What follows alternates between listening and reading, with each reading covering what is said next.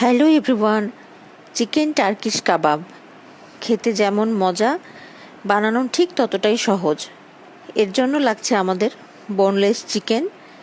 আমি এখানে ছোট টুকরো করে কেটে নিয়েছি।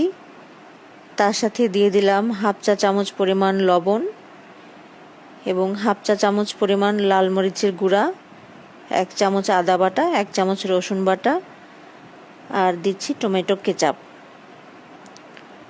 আপনারা এর পরিবর্তে টমেটো পিউরিও ইউজ করতে পারবেন। এখন দিয়ে দিব পাপরিকা, হাফ চামচ পাপরিকা দিয়ে দিলাম, হাফ চামচ ভাজা জিরার গুঁড়া আর হাফ কাপ টক দই। সব কিছু এখন ভালো করে নেড়ে মিশিয়ে নিয়ে আধা ঘন্টার জন্য রেস্টে রেখে দেব। এখন বানিয়ে নেব হোয়াইট সস। তার জন্য বাটার দিয়ে দিলাম। বাটারটা মেল্ট হয়ে গেলে এর সাথে অ্যাড করলাম 1 টেবিল চামচ মতো ময়দাটা একটু ভেজে নিলাম। ভেজে নেওয়ার পরে এর সাথে অ্যাড করছি দুধ।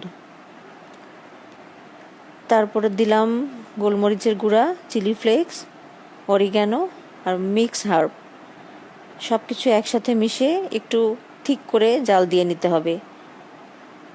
এই যে এটা হয়ে গেছে, এই অবস্থাতেই নামিয়ে নিতে হবে, এর চেয়ে বেশি ঘন করা যাবে না। এবার আমি ফ্রাই প্যানটা চুলায় বসিয়ে দিলাম, উপর থেকে একটু তেল দিয়ে দিলাম। এখন তেলটাকে মিশিয়ে নিয়ে ঢাকনা দিয়ে ঢেকে 5 থেকে 7 মিনিট হাই হিটে রান্না করে নেব। 5-7 মিনিট ওয়েট করার পরে দেখবেন অনেক পানি বের হবে। এই পানিটা নেড়ে চেড়ে একদম শুকিয়ে নিতে হবে। হয়ে গেছে, এটা ভাজা ভাজা হয়ে গেলে নামিয়ে নেবেন। একটি সিজলিং ডিশে আমি চিকেনটা নিয়ে নিলাম। ডিশটা আগে থেকে গরম করে রেখেছিলাম। তার উপরে দিয়ে দিচ্ছি হোয়াইট সস। হোয়াইট সসটা একটু বেশি করেই দিবেন, ভালো লাগবে। তার উপরে দিচ্ছি মোজারেলা চিজটাও একটু বেশি করে দিবেন। তার উপরে দিব ধনেপাতা কুচি।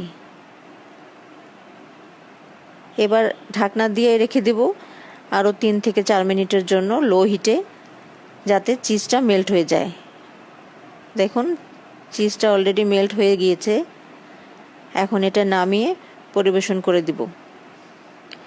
তৈরি হয়ে গেল মজাদার চিকেন টার্কিশ কাবাব। আপনার বাসায় যখন গেস্ট আসবে তখন ঝটপট বানিয়ে দিতে পারবেন। বিশেষ করে বাচ্চারা খুবই পছন্দ করবে। আপনাদের কেমন লাগলো অবশ্যই আমাকে কমেন্টস করে জানাবেন।